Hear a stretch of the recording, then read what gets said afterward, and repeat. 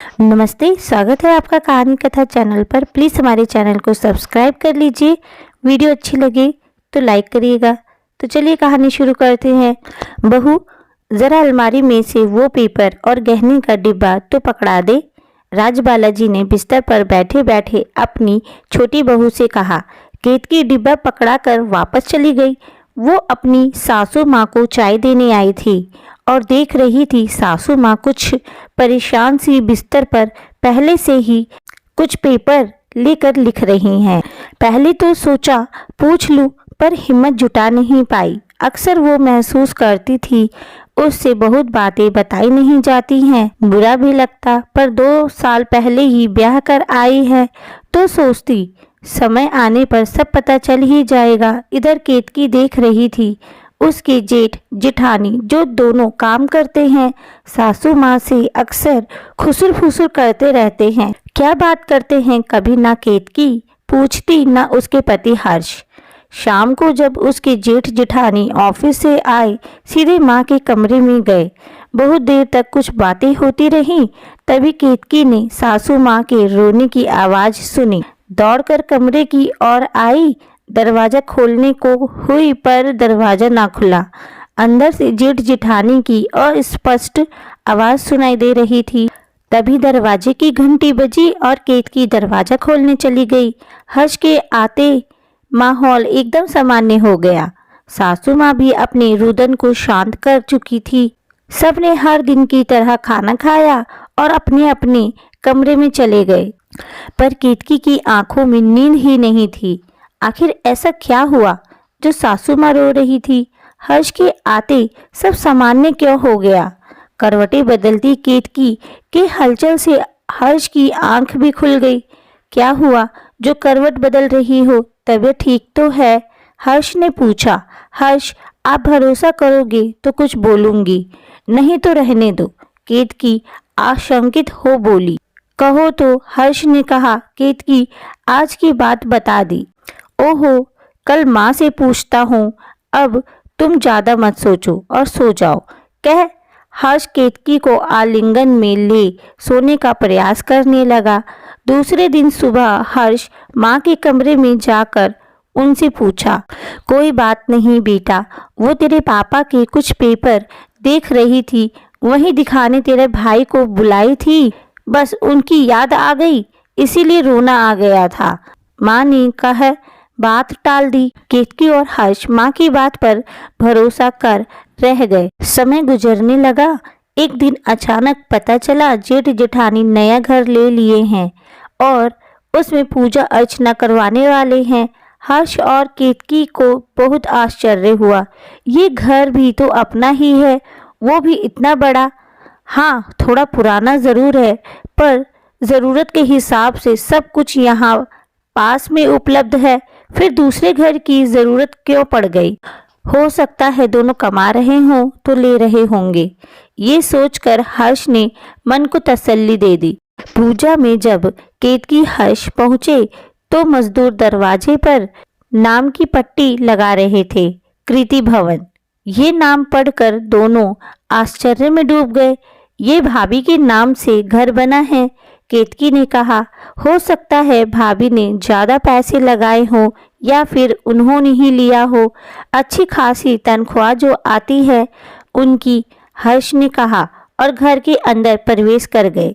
सामने ही माँ नए वस्त्र धारण किए चहक रही थी। वो बड़े बेटे बहू के साथ ही यहाँ आ गई थी। सब कुछ संपन्न हो जाने के बाद हर्ष और केतकी अपने घर चलने को हुए तो सोचा माँ से भी पूछ ले। माँ, आज घर चलोगी और इधर ही रहोगी? बेटा, अब तो हम सब यहीं रहेंगे। वो घर बेच दिया है, अब यहीं हमारा घर है। तुम्हें पता है मेरे नाम से घर लिया है? राजबाला जी चहकते हुए बोली। माँ, ये घर तो भाभी के नाम से है, बाहर उनका नाम लिखा है। और तुम ये क्या कह रही हो, घर बेच दिया? मुझे बताया भी नहीं। हर्ष आश्चर्य और गुस्से में बोला। ये तू क्या कह रहा है बेटा? रुक, मैं देख कर आती हूँ, कह राजबाला जी घर के बाहर लगी नाम पट्टी देखने चली गई। बड़ी बहू के नाम को पढ़ते वो बड़े बेटे के पास पहुंची, जहां बड़ी बहू अपने घर वालों के साथ खूब हंस हंस कर बातें कर रही थी और उनका बेटा भी मजे कर रहा था। हेमंत, बाहर आओ, कुछ बात करनी है, राजबाला जी ने कहा। क्या हुआ माँ? हेमंत ने पूछा। सच सच बता, ये घर किसके नाम लिया है? राजबाला जी सपाट लहजे में बोली। वो माँ, हेमंत कुछ कहता इससे पहले कृति आकर बोलने लगी। आपके नाम से ही लेने गए थे माँ, पर इस काम में इतनी भागदौड़ थी जिसकी वजह से आपको तकलीफ देने की ज़रूरत नहीं समझी। फिर जिस बिल्डर से ये घर लिया है वो मेरे पहचान में है। उसने कहा तुम अपने नाम से लोगी तो कुछ रुपए कम कर दूंगा, बस इसीलिए मेरे नाम से ले लिया। आप भी कहाँ तक यहाँ वहाँ दौड़ती रहती। राजबाला जी को बेटे बहू से ऐसी उम्मीद नहीं थी। वो बस बेटे से यही बोली, हेमंत ये तुमने सही नहीं किया, एक बार हर्ष के बारे में भी सोच लेते। मेरा क्या है, आज नहीं तो कल तेरे पापा के पास चली जाऊंगी, पर तेरे धोखे का उनको क्या जवाब दूंगी। हर्ष ने कभी अपना हिस्सा नहीं खोजा, आंख बंद कर अपने बड़े भाई पर भरोसा करता है वो। उस पर क्या बीतेगी सोचा भी है? जिस घर में रहता है अब वो भी हमारे हाथ से निकल गया। ये घर तुमने अपने नाम कर उसे भी बहुत बड़ा धोखा दिया है। देखना बेटा, बहुत पछताएगा, कह वो हर्ष और केतकी के साथ निकल गई। हेमंत उन्हें रोकने की कोशिश करता रहा पर वो ना रुकी। घर बेच दिया था पर कुछ दिनों की मोहलत मिली हुई थी। हर्ष और केतकी पूरे घर को उदास भरी नज़रों से देख रहे थे। राजबाला जी अपने कमरे में जाकर रो रही थी, बड़े बेटे की बातें याद कर रही थी। कैसे वो कह रहा था, माँ नया घर ले लेते हैं, हम सब उसमें मिलकर रहेंगे, हर्ष के लिए सरप्राइज रहेगा, वो भी खुश हो जाएगा। नया घर देखकर अभी से उसे कुछ नहीं बताएंगे और राजबाला जी इसके लिए तैयार हो गई थी, क्योंकि घर पुराना हो चुका था और मरम्मत करवाने पर भी बहुत खर्च होता। ऐसे में नया घर नए उपकरणों के साथ होगा, ये सब बताकर उन्हें विश्वास में ले लिया था।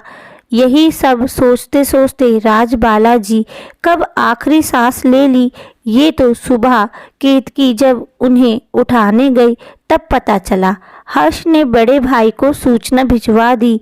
कृति और हेमंत आए।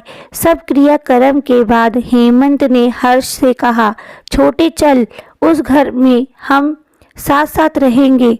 नहीं भैया, जिस घर को आपने माँ को धोखा देकर लिया वो उस सदमे में चल बसी। उस घर में मैं कभी नहीं जा सकता। आपको सब कुछ लेना था ले लेते, पर ऐसे धोखे से क्यों? मैं आप पर कोई केस मुकदमा नहीं करूँगा। आज से आपका मेरा रिश्ता माँ के साथ ही खत्म, समझिए। हर्ष ने रोते रोते कहा। हेमंत जान रहा था उसने धोखे से सब कुछ हड़प लिया है, माँ के साथ भाई को भी धोखा दिया है, जिससे माँ के साथ साथ भाई से भी रिश्ता खत्म करवा दिया। ना जाने क्यों उसे अपने आने वाले कल के लिए बेचैनी सी होने लगी थी। उसका भी तो अपना एक बेटा है, कल को कहीं वो भी ऐसे ही धोखा दिया तो। हेमंत कृति से बात करने गया। कृति, ये सब ठीक नहीं हुआ है, हर्ष और केतकी का भी इसमें हिस्सा है, ये घर उनके भी नाम से होना चाहिए। हेमंत ने कहा। किसका और कैसा हिस्सा? अब ये घर मेरा है, आप ज़्यादा भाई की तरफदारी मत करो। इतनी मुश्किल से तो उन लोगों से छुटकारा मिला है। कृति के मुंह से ये सुन हेमंत दंग रह गया। कमरे के बाहर हर्ष और केतकी ये सब सुनकर बिना किसी से मिले अपने लिए आशियाना खोजने चल पड़े। माता पिता की यादों की पोटली लेकर। हर्ष समझ गया था अब किसी पर भरोसा नहीं किया जा सकता, चाहे वो अपने भाई ही क्यों ना हो।